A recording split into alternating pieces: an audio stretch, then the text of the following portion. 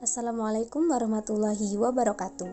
Pada video kali ini, kami akan menjelaskan sedikit tentang kajian artikel Etnomatematika Eksplorasi yang berjudul Eksplorasi Etnomatematika pada Budaya Masyarakat Dayak Perbatasan Indonesia-Malaysia, Kabupaten Sanggau, Kalimantan Barat, oleh Agung Hartoyo, dosen PMIPA Untan Pontianak, Kalimantan. Video ini disusun oleh kelompok 5 dari mahasiswa Tadris Matematika kelas A untuk memenuhi tugas mata kuliah Etnomatematika yang diampu oleh Bu Marhayati, yang beranggotakan Vida Dinar Fauziah NIM 18190007 dan Muyasaroh NIM 18190020 serta Siti Hidayati Rosida NIM 18190021. Beberapa hal yang melatar belakangi dari penelitian artikel ini adalah: yang pertama, matematika merupakan salah satu mata pelajaran yang dipandang paling penting di sekolah-sekolah, tetapi mengajar matematika dengan baik merupakan pekerjaan yang sulit. Pemberlakuan kurikulum 2006 mendorong dilakukannya reformasi dalam pendidikan matematika. Konsep-konsep matematika dibelajarkan dengan mempertimbangkan aspek-aspek lokal yang berkembang dalam masyarakat di sekitar lingkungan siswa.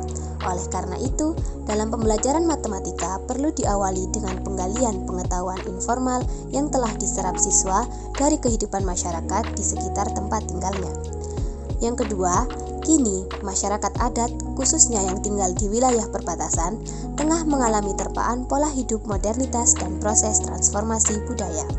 Masuknya kebudayaan dan nilai-nilai luar atau asing ke dalam masyarakat tradisional mengakibatkan terjadinya perubahan sosial budaya dan membuat mereka menjadi sosok yang terbuka terhadap realitas kehidupan modernitas masa kini. Maka, menumbuhkan pemahaman lintas budaya mutlak diperlukan dalam masyarakat Indonesia yang multietnik dan multikultur. Dari dua hal tersebut, maka salah satu cara yang bisa dilakukan yakni melalui pendidikan yang berbasis kultural. Pendidikan berbasis kultural ini merupakan pendidikan yang dapat memfasilitasi siswa dalam memahami materi pembelajaran yang dikaitkan dengan pengetahuan informal yang telah diterapkan siswa dalam kehidupan bermasyarakat atau di lingkungannya yang mengandung unsur-unsur kebudayaan. Oleh karena itu, perlunya dilakukannya eksplorasi investigasi unsur-unsur budaya masyarakat yang memuat konsep-konsep matematika. Sehingga penelitian ini bertujuan untuk mengungkap etnomatematika yang dipraktekkan oleh masyarakat Dayak di perbatasan Indonesia-Malaysia, wilayah Kalimantan Barat dalam menjalani kehidupan sehari-hari. Metode penelitian yang digunakan oleh peneliti pada penelitian ini adalah metode penelitian dengan pendekatan kualitatif dengan jenis penelitian eksplorasi. Mengapa kualitatif? Karena penelitian ini cenderung berpijak pada paradigma penelitian sosial yang memandang bahwa penggalian aktivitas masyarakat didasarkan pada pemaknaan atas label-label pada suatu objek tertentu. Nah, pemberian makna yang berbeda terhadap suatu objek tersebut akan memberikan konsekuensi yang berbeda pula. Mengapa bersifat berjenis eksplorasi? Karena pada penelitian kali ini proses mencari label-label tersebut membutuhkan eksplorasi yang lebih pada lingkungan, pada aktivitas yang dilakukan oleh suku Dayak, lingkungan dan aktivitas yang dilakukan oleh suku Dayak. Model pengumpulan data yang digunakan oleh peneliti, model pengumpulan dan analisis data pada penelitian ini dilakukan secara siklus yang meliputi beberapa aktivitas. Yang pertama, pengumpulan data, yang kedua, reduksi data, yang ketiga, display data, kemudian dilanjutkan dengan penarikan kesimpulan atau verifikasi. Nah, siklus analisis data akan berhenti jika permasalahan penelitian sudah menemukan jawaban yang memadai. Hasil dari penelitian yang dilakukan oleh peneliti akan dijabarkan sebagai berikut. Peneliti berpedoman pada pemikiran Bishop yang dikemukakannya pada tahun 1988 tentang aktivitas manusia yang bersentuhan langsung dengan wujud kebudayaan pada wujud ketiga dan berkaitan dengan aktivitas manusia merupakan fenomena matematika yang terdiri dari 6 kegiatan mendasar. 6 kegiatan mendasar tersebut selalu bisa ditemukan dalam sejumlah kelompok budaya yang ada di lingkungan mereka, seperti menghitung atau membilang, penentukan lokasi, lalu mengukur, mendesain, bermain, dan menjelaskan. Berikut merupakan penjelasan dari 6 kegiatan mendasar yang ditemukan di lingkungan suku Dayak. Yang pertama, membilang. Membilang sama seperti membilang pada umumnya. Membilang merupakan aktivitas masyarakat yang berkaitan dengan penyebutan jumlah sesuatu. Membilang ini juga bisa menjadi jawaban dari pertanyaan berapa banyaknya, berapa jumlahnya. Nah, oleh karena itu, pembilang ini membutuhkan alat bantu seperti jari tangan, tongkat, batu, tali, dan yang lainnya yang bisa digunakan untuk membantu proses perhitungan. Aktivitas membilang yang ditemukan di suku Dayak itu bisa ditemukan saat menenun, proses menenun. Membilang ini dilakukan saat penenun menentukan jumlah benang yang digunakan untuk menenun. Tentunya perhitungannya menggunakan bahasa daerahnya masing-masing, seperti asa, dua, talu, dan yang lainnya. Nah, yang kedua, mengukur dan pengukuran. Tidak ada bedanya dengan mengukur dan pengukuran pada umumnya.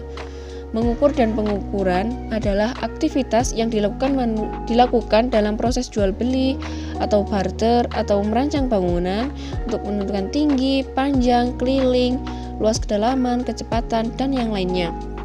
Contoh aktivitas mengukur di lingkungan suku Dayak itu bisa ditemukan pada saat mereka mengukur produk-produk anyamannya atau menentukan ukuran motif pada anyaman. Tentunya menggunakan bahasa khasnya seperti dangkal, sajari, dapak, dan yang lainnya. Dangkal, sajari, dan dapak merupakan beberapa contoh satuan pengukuran yang ditemukan di lingkungan suku Dayak. Yang ketiga merupakan mendesain. Mendesain merupakan aktivitas masyarakat yang berkaitan dengan rancang bangun, tidak berbeda dengan mendesain pada umumnya. Banyak konsep matematika yang digunakan saat mendesain.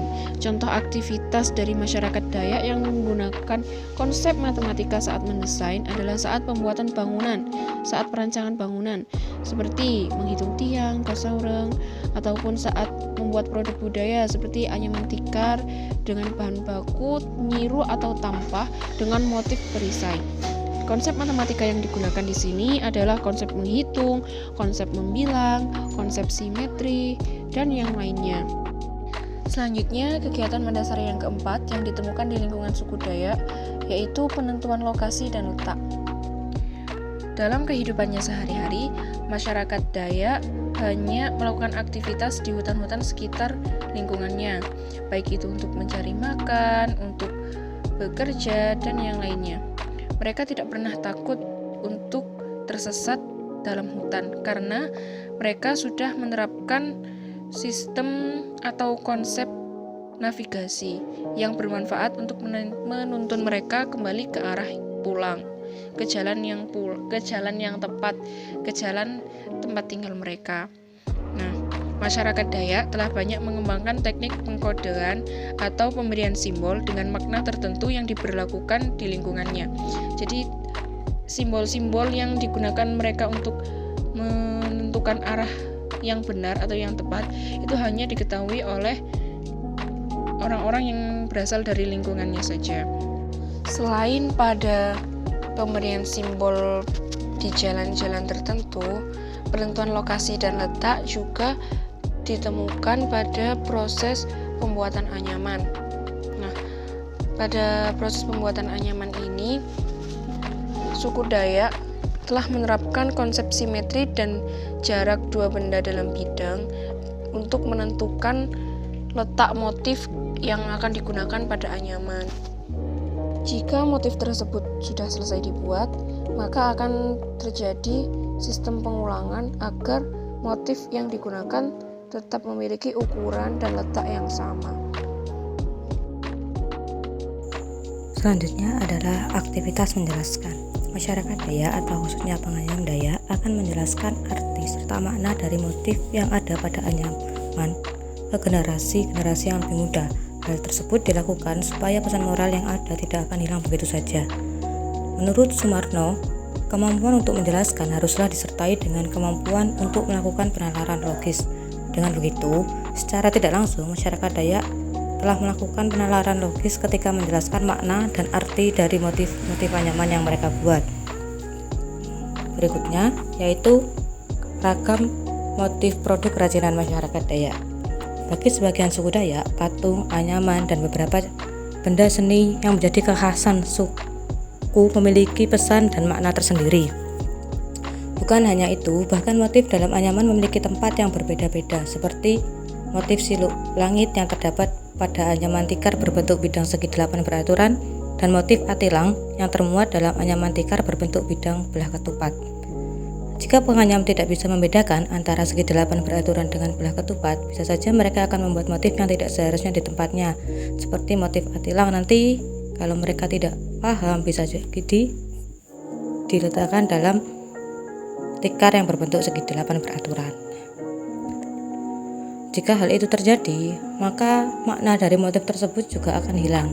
Dari hal tersebut dapat diketahui bahwa suku Dayak menerapkan konsep bangun datar dalam aktivitas menganyam mereka.